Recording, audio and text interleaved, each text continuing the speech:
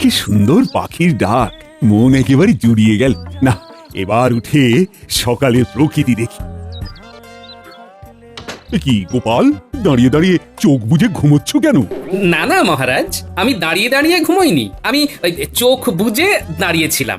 তার কারণ আমি এই পুণ্য দিনটাতে আপনার মুখ দেখে আমার দিন শুরু করতে চাইছি। আমার সারাটা দিন যেন ভালো যায় মহারাজ। আজ আবার কিসের পুণ্যদিন? শুভ জন্মদিন মহারাজ। ও, আজ আমার জন্মদিন? এই দেখো, আমি জানি না আজ আমার জন্মদিন। হ্যাঁ, সবাই জানে মহারাজ যে আপনার আজ জন্মদিন। বাবা গোপাল, এত সকালে? ওই একটি উদ্দেশ্য রানীমা, মহারাজকে জন্মদিনে প্রথম শুভেচ্ছা জানানোর জন্যই এত সকালে এসেছি। তার সাথে এই সকালে আপনাকেও প্রাতঃ প্রণাম জানাই। দেখলেন মহারাজ, গোপাল আপনাকে কত ভালোবাসে। এটা ঠিক বলেছ, গোপাল আমায় খুব ভালোবাসে। মহারাজ আর আমার রানীমা, আপনারা দুজন আমার আদর্শ। এই গোটা কৃষ্ণনগরের অত্যন্ত শ্রদ্ধার। তাই আজ আমার এক কাজে দুই কাজ হয়ে গেল। এবার আমি আসি। আরে এত সকালে এসেছো, শুধু মুখে তো যেতে দেব না। আমি তো শুধু মুখে যাচ্ছি না রানীমা, আপনাদের দুজনের এত সুন্দর হাসি মুখ আর মধুর ব্যবহার মন ভরে নিয়ে যাচ্ছি। আবার এক্ষুনি আসবো। গোপালের সাথে কথায় পারা সম্ভব নয়। ঠিক আছে গোপাল, এখনকার মতো তুমি এসো। প্রণাম মহারাজ। প্রণাম রানীমা।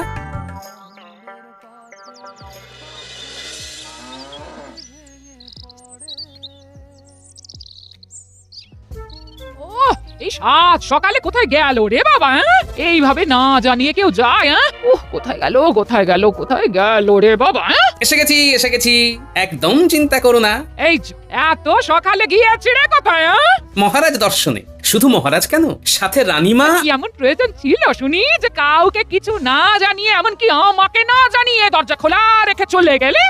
প্রথমেই ক্ষমা চেয়ে নিচ্ছি গিন্নি, তোমাকে না বলে যাবার জন্য। আসলে আজ মহারাজের জন্মদিন, আমি সকলের প্রথম মহারাজকে প্রণাম জানাতে গিয়েছিলাম গিন্নি। ও মা, তাই নাকি গো? আজ মহারাজের জন্মদিন। মহারাজ তোমাকে দেখে খুব খুশি হয়েছেন বলো? খুব খুশি হয়েছেন।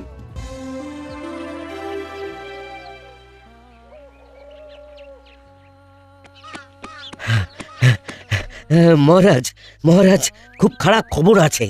কি খারাপ খবর? গুপ্তচর মারফত খবর পেলাম, খাম্বাজ রাজ আমাদের রাজ্য আক্রমণের চেষ্টা করছে। সে কি, তুমি কি খবর দিলে প্রহরী? না, এ তো খুব খারাপ খবর।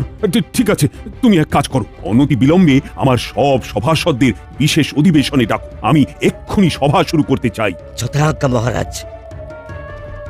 কি ব্যাপার মহারাজ, প্রহরী কি খবর দিয়ে গেল? খুব খারাপ খবর আছে রানী। গুপ্তচর মারফত খবর পেয়ে প্রহরী আমাকে জানিয়ে গেল যে খাম্বাজ রাজ আমাদের রাজ্য আক্রমণ করবার পরিকল্পনা করছে। মা, এ কি অলক্ষণের খবর! এ কি বলছেন মহারাজ?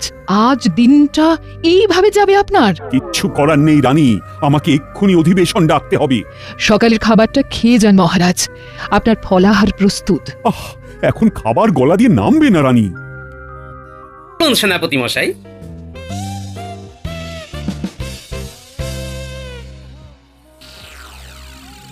এ কি সর্বনাশ হলো গো! আরে তুমি কাঁদছো কেন? আমি অনামুখ, তাই আমার শাস্তি হয়েছে। অনামুখদের বেঁচে থাকবার কোনো প্রয়োজন নেই গিন্নি। ও গোপাল দাদু, আমরা আমরা সবাই মহারাজকে বলি এই কাজ উনি করবেন না। আমাদের আমাদের দাদু চলে গেলে আমাদের গল্প বলবে কে? আমরা যে সবাই অনাথ হয়ে যাব।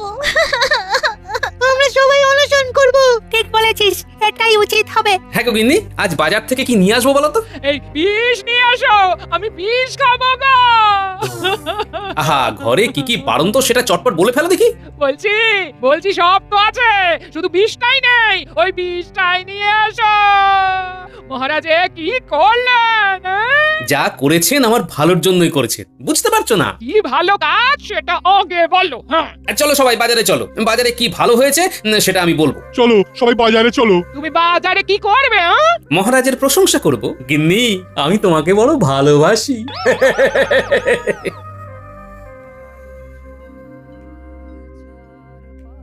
ব্যাপারটা ঠিক ধরতে পারছি না সভাকবি। সত্যি কি গোপাল পাগল? না, বোধ হয় ওর কিছু একটা উদ্দেশ্য আছে। গোপালকে আমি যত চিনি তত বোধ হয় আর কেউ চেনে না। আমাদের শেষ অবধি দেখা উচিত।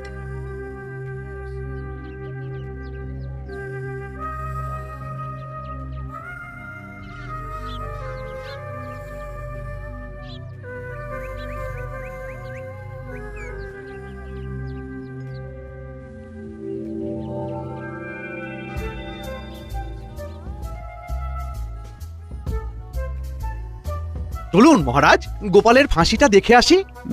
বলছি কাজটা কি ঠিক হলো না? ফাঁসিটা বরং রদ করে দিই। না না মহারাজ, মহারাজ আপনি দুর্বল হবেন না। হব না বলছো? ঠিক আছে, তাহলে হলাম না। চলো। কোথায় যাব মহারাজ? গোপাল বাজারে কি বাজার করছে দেখতে ভীষণ ইচ্ছে করছে, চলো।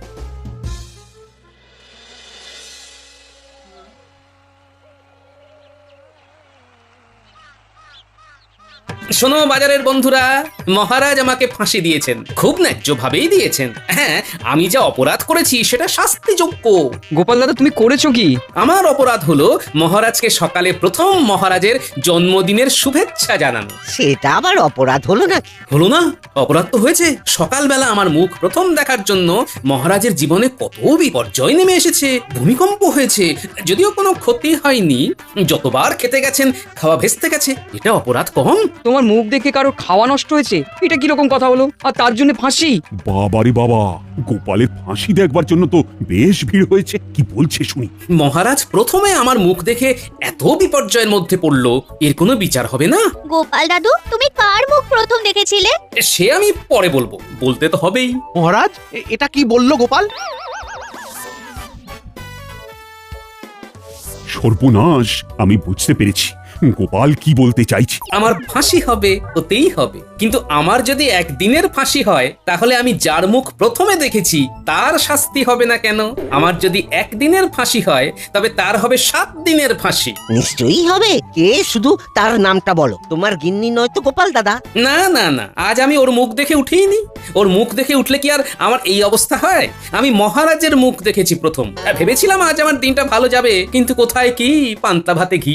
শোনো গোপাল, শোনো, আমি সব বুঝেছি। আমি তোমার ফাঁসি রদ করলাম। তোমার বুদ্ধিতেই আছে সিদ্ধি। মন্ত্রী, আমি ভাবছি তোমাকেই এই ফাঁসিতে চাপিয়ে দিই। কেন মহারাজ, আমার অপরাধ? সব সময় গোপালের বিরুদ্ধে আমাকে উস্কে দাও। প্রহরী, ধরো ধরো মন্ত্রীকে। মন্ত্রীকেই আমি 7 দিনের ফাঁসি দেব। কি জপলায়তি সজীবতি! ওরে বাবারি! পালাও পালাও! গোপাল, এসো এসো, আমার বুকে এসো। তুমি ছাড়া আমার কোনো গতি নেই। বলো সবাই, গোপালের জয়, জয় গোপালের জয়। জয় গোপালের জয়। এইটা কোন দেশ? এটা বাংলাদেশ। আমি বাংলাদেশে চলে এসেছি। হ্যাঁ, স্বাগতম। এ কি বাংলাদেশ তো অনেক উন্নত, বড় বড় দালান হয়েছে। তোমার একজন দেখি না, একটু ভিতরে যায়। সবাই চলো, গোপাল ভাঁড় এসেছে বাংলাদেশে। তাড়াতাড়ি চলো, গোপাল ভাঁড়কে দেখবো আমরা। এই তো আমরা গোপাল ভাঁড়কে পেয়েছি। এই থামো থামো, তোমরা থামো। দিকে দিকে ওকে আমরা ছবি উঠবে এবার। স্যার একটা ছবি প্লিজ। আরে এখন ছবির সময় কই? প্লিজ স্যার একটা ছবি। আচ্ছা ঠিক আছে, তাড়াতাড়ি যাই। এই বাংলাদেশ থেকে চলে যায়, এত সবাই শুধু ছবি তুলতে চায়। এর থেকে আমার কৃষ্ণনগরই ভালো ছিল। আমি কৃষ্ণনগর আবার ফিরে যাই। টাটা বাংলাদেশ। এই যে, কোথায় যাচ্ছেন? আমি গোপাল ভাঁড় সীমান্ত পার হব, আগে অনুমতি নিন। আর এই ভিডিওটা ভালো লাগলে লাইক এবং সাবস্ক্রাইব করবেন। ও, এবার আমার প্রাণটা ফিরে এলো। আমার কৃষ্ণনগরে এসে যায়। এবার একটু বাসায় যে বিশ্রাম নেই।